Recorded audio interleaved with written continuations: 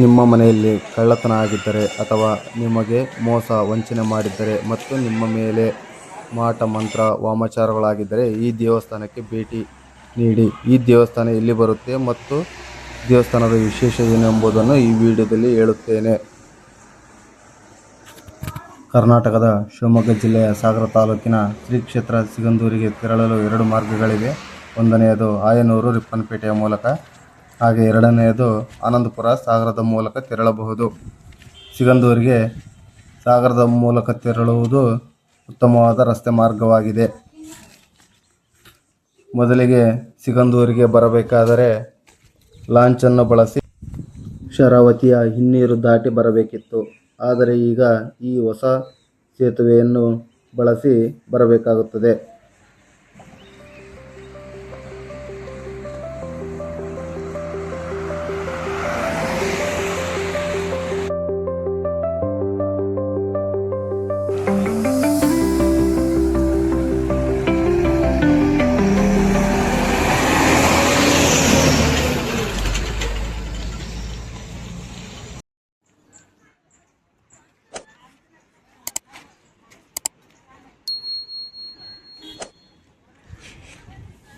ಸ್ನೇಹಿತರೆ, ಚಂದ್ರು ಟ್ರಾವೆಲರ್ ಚಾನಲ್ಗೆ ಸುಸ್ವಾಗತ. ಸ್ನೇಹಿತರೆ, ಶ್ರೀ ಕ್ಷೇತ್ರ ಸಿಗಂದೂರು ನಾಡಿನ ಶಕ್ತಿಯ ಸ್ಥಳವಾಗಿ ಬೆಳೆದ ಕತೆ ರೋಮಾಂಚನಕಾರಿಯಾದುದು. ಮಲೆನಾಡಿನ ಗಂಗೆ ಶರಾವತಿಯ ಸುಮಾರು 300 ವರ್ಷಗಳ ಹಿಂದೆ ಈ ನದಿಯ ವೈಭವ ಎಣಿಸಲಾಗದು.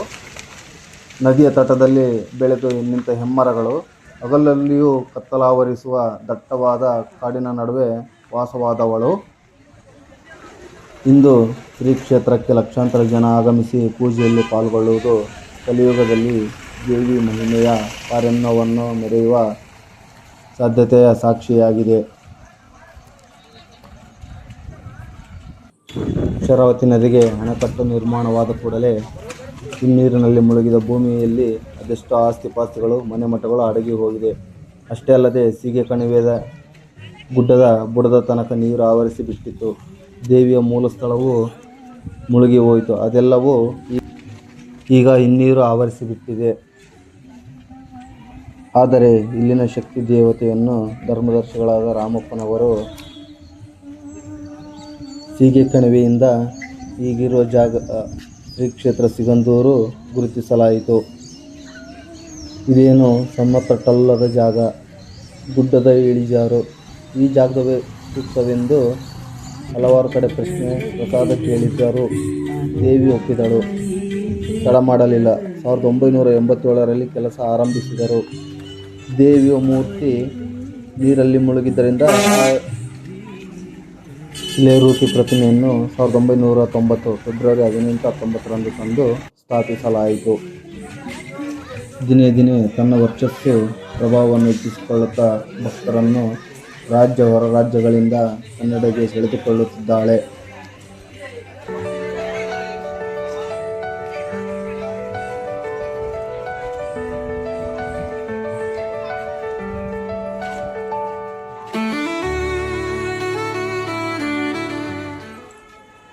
ಬದುಕಿನ ಜಂಜಾಟಗಳಿಗೆ, ನೋವು ನಲಿವು, ಕಷ್ಟ ನಷ್ಟಗಳಿಗೆ ಸಮಾಧಾನ ನೀಡುವ ವರದಾಯಿನಿಯಾಗಿದ್ದಾಳೆ.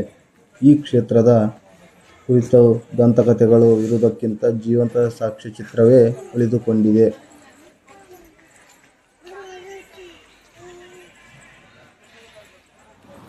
ಇಲ್ಲಿ ನಾವು ಕಾಣುತ್ತಿರುವುದು ಶ್ರೀ ಭೂತರಾಯನ ಗುಡಿ. ತುಳುನಾಡಿನ ಮತ್ತು ಮಲೆನಾಡಿನ ಶಕ್ತಿಶಾಲಿ ಕ್ಷೇತ್ರಪಾಲಕ ದೈವ ಎಂದು ಭಕ್ತರು ನಂಬುತ್ತಾರೆ. ಕ್ಷೇತ್ರಪಾಲಕ ಎಂದರೆ ದೇವಸ್ಥಾನ ಅಥವಾ ಪ್ರದೇಶವನ್ನು ಕಾಪಾಡುವ ರಕ್ಷಕ ದೇವರು. ಇಲ್ಲಿ ಭೂತರಾಯರಿಗೆ ಕುರಿ, ಕೋಳಿ ಮುಂತಾದ ಪ್ರಾಣಿಗಳ ಬಲಿ ಕೊಡುತ್ತಾರೆ. ಭೂತರಾಯ ಯಾರು ಎಂದರೆ ಭೂತಗಳ ರಾಜು ಎಂದು ಕರೆಯಲ್ಪಡುವ ದೈವ. ತುಳು ಸಂಪ್ರದಾಯದ ಭೂತಾರಾಧನೆಯ ಪ್ರಮುಖ ದೈವ, ಧರ್ಮ ಮತ್ತು ನ್ಯಾಯದ ರಕ್ಷಕ. ಜನರ ನಂಬಿಕೆ ಪ್ರಕಾರ ತಪ್ಪು ಮಾಡಿದವರಿಗೆ ಶಿಕ್ಷೆ ಮತ್ತು ಸತ್ಯವಂತರಿಗೆ ಆಶೀರ್ವಾದ ಕೊಡುವ ಒಂದು ದೈವವು ಭೂತರಾಯರು. ಕರ್ನಾಟಕದ ಹಲವಾರು ದೇವಾಲಯಗಳಲ್ಲಿ ಭೂತರಾಯನನ್ನು ಕ್ಷೇತ್ರಪಾಲಕನಾಗಿ ಪೂಜಿಸುತ್ತಾರೆ. ವಿಶೇಷವಾಗಿ ದಕ್ಷಿಣ ಕನ್ನಡ, ಉಡುಪಿ ಮತ್ತು ಶಿವಮೊಗ್ಗ ಭಾಗಗಳಲ್ಲಿ ಪೂಜಿಸುತ್ತಾರೆ. ದೊಡ್ಡ ದೊಡ್ಡ ದೇವಸ್ಥಾನಗಳ ಬಳಿ ಕಟ್ಟೆ ಅಥವಾ ಸ್ಥಾನ ಇರುತ್ತದೆ. ಉದಾಹರಣೆಗೆ ದೇವಸ್ಥಾನ ಪ್ರವೇಶಿಸುವ ಮುನ್ನ ಭೂತರಾಯನಿಗೆ ನಮಸ್ಕಾರ ಮಾಡುವುದು ಒಂದು ಪರಂಪರೆಯಾಗಿದೆ. ಯಾರಿಗಾದರೂ ಅನ್ಯಾಯವಾದರೆ ಅವರು ದೇವಾಲಯಕ್ಕೆ ಹೋಗಿ ಪ್ರಾರ್ಥನೆ ಮಾಡಿದರೆ ಭೂತರಾಯರು ಅವರನ್ನು ರಕ್ಷಣೆ ಮಾಡುತ್ತಾನೆ. ಹಾಗೆ ಈ ದೈವದ ಮುಂದೆ ಯಾರಾದರೂ ಸುಳ್ಳು ಹೇಳಿದರೆ ಅವರ ಜೀವನದಲ್ಲಿ ಸಮಸ್ಯೆಗಳು ಬರುತ್ತವೆ ಎಂದು ಜನರ ನಂಬಿಕೆ.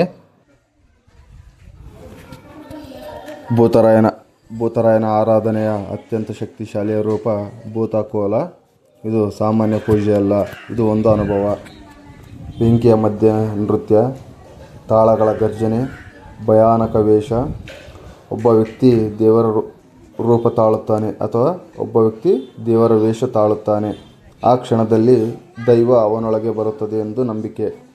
ಜನರು ತಮ್ಮ ಸಮಸ್ಯೆಗಳನ್ನು ಹೇಳುತ್ತಾರೆ, ಅವನು ದೇವರಂತೆ ಉತ್ತರ ಕೊಡುತ್ತಾನೆ. ಹೀಗೆ ಒಂದು ದಿನ ಒಂದು ಊರಿನಲ್ಲಿ ಒಬ್ಬ ವ್ಯಕ್ತಿ ಭೂತರಾಯನ ಮುಂದೆ ಸುಳ್ಳು ಹೇಳಿದನೆಂದು ಹೇಳುತ್ತಾರೆ. ಅವನು ತನ್ನ ತಪ್ಪನ್ನು ಮರೆಮಾಚಲು ಪ್ರಯತ್ನಿಸಿದ. ಆದರೆ ಕೆಲ ದಿನಗಳ ನಂತರ ಆರೋಗ್ಯ ಸಮಸ್ಯೆ, ಆರ್ಥಿಕ ನಷ್ಟ, ಮನಃಶಾಂತಿ ಕಳೆದು ಹೋಯಿತು. ಕೊನೆಗೂ ಅವನು ಮತ್ತೆ ದೇವಸ್ಥಾನಕ್ಕೆ ಬಂದು ತನ್ನ ತಪ್ಪನ್ನು ಒಪ್ಪಿಕೊಂಡ. ಆಮೇಲೆ ಅವನ ಜೀವನ ನಿಧಾನವಾಗಿ ಸರಿ ಹೋಯಿತೆಂದು ಇಲ್ಲಿನ ಜನರ ನಂಬಿಕೆ. ಶ್ರೀ ಭೂತರಾಯನು ಭಯಾನಕನ ಅಥವಾ ರಕ್ಷಕನ? ಅದು ನಿಮ್ಮ ನಂಬಿಕೆ ಬಿಟ್ಟ ವಿಚಾರ. ಈ ವಿಡಿಯೋ ನಿಮಗೆ ಇಷ್ಟವಾದರೆ ಲೈಕ್ ಮಾಡಿ, ಶೇರ್ ಮಾಡಿ ಮತ್ತು ನಮ್ಮ ಚಾನಲ್ಗೆ ಸಬ್ಸ್ಕ್ರೈಬ್ ಮಾಡಿ.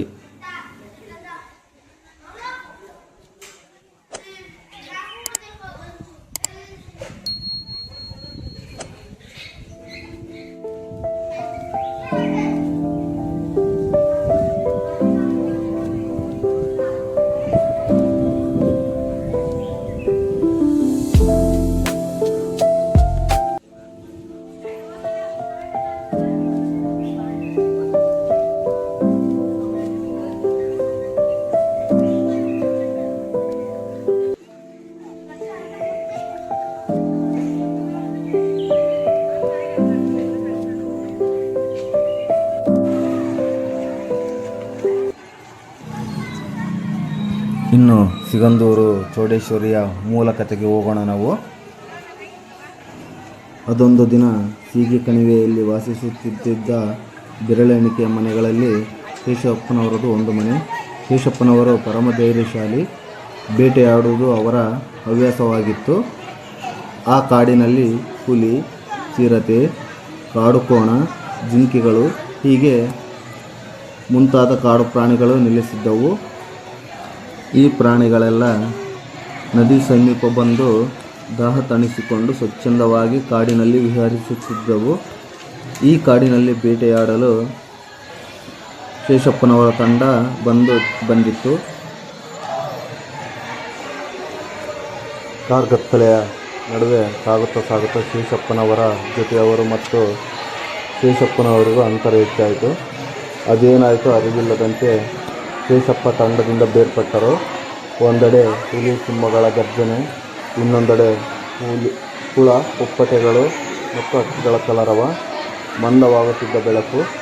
ಶೇಷಪ್ಪನವರಿಗೆ ದಿಕ್ಕೆ ತೋಚದಾಯಿತು. ಶೇಷಪ್ಪನವರು ಮನಸ್ಸಿನಲ್ಲಿಯೇ ತಾನು ನಂಬಿದ ದೇವಿಯನ್ನು ಬೇಡಿಕೊಂಡರು.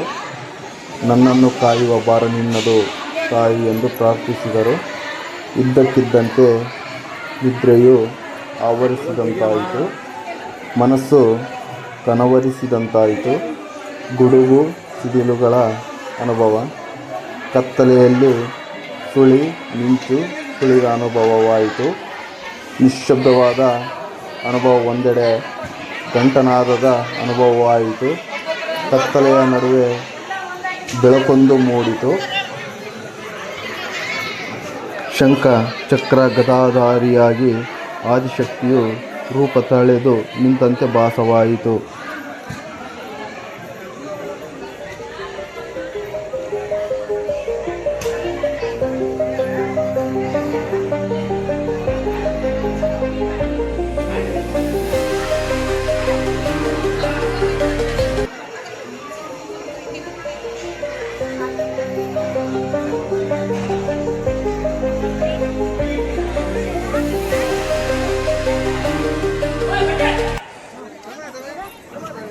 ತಾಯಿ ಚೌಡೇಶ್ವರಿ ಶೇಷಪ್ಪನನ್ನು ಕಂಡು, ಮಗು ಭಯಪಟ್ಟೆಯ?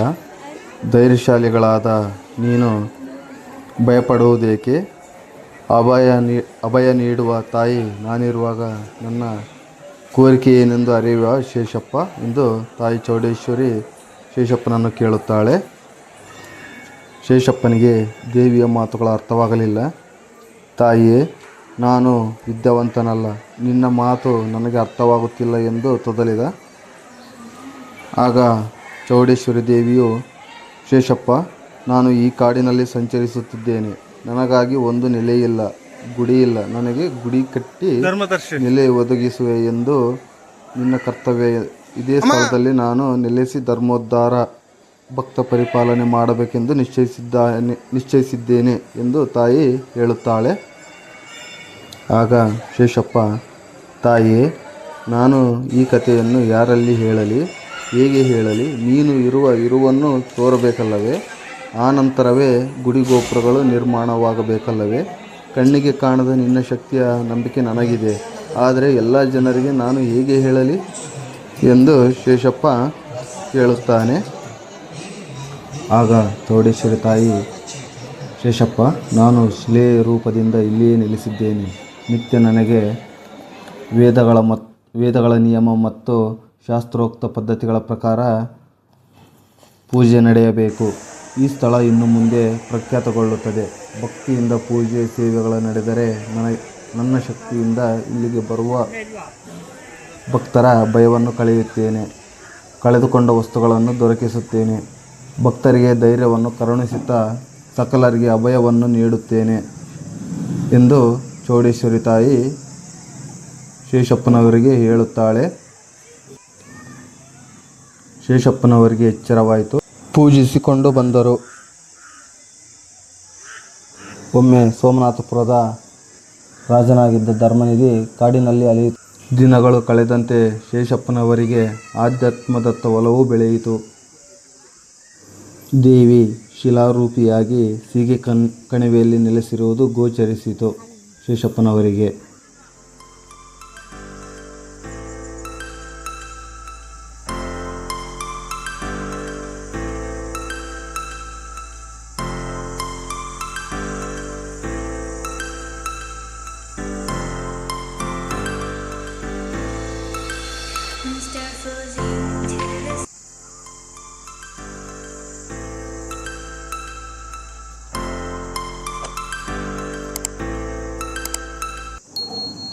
ಹೀಗೆ ಅನೇಕ ಪವಾಡಗಳು ತಾಯಿ ಚೌಡೇಶ್ವರಿ ಸನ್ನಿಧಿಯಲ್ಲಿ ನಡೆದಿವೆ.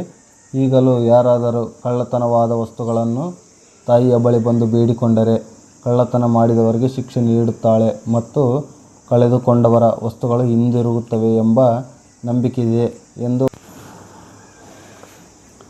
ಆದರೆ ಈ ವಿಷಯವನ್ನು ಜನರು ನಂಬುವುದು ಹೇಗೆ? ಅಸಾಮಾನ್ಯ ಶಕ್ತಿ ದೇವತೆ ಚೌಡಮ್ಮ ವಜ್ರ ವೈಡೂರ್ಯದಿಂದ ಕೂಡಿ ನಾಗಸಂಪಿಗೆ ಮರದ ಬುಡದಲ್ಲಿ ಶಿಲಾರೂಪಿಯಾಗಿದ್ದಳು ತಾಯಿ ಚೌಡೇಶ್ವರಿ. ಆ ಕಾಲದಲ್ಲಿ ನಡೆಯುತ್ತಿದ್ದುದು ವರ್ಷಕ್ಕೆ 2 ಪೂಜೆ. ಒಂದು ಆರ್ದ್ರ ಮಳೆ ಕಾಲ, ಅಂದರೆ ನಮ್ಮ ಕೃಷಿ ಕುಟುಂಬಕ್ಕೆ ಎಲ್ಲಿಲ್ಲದ ಕೆಲಸ.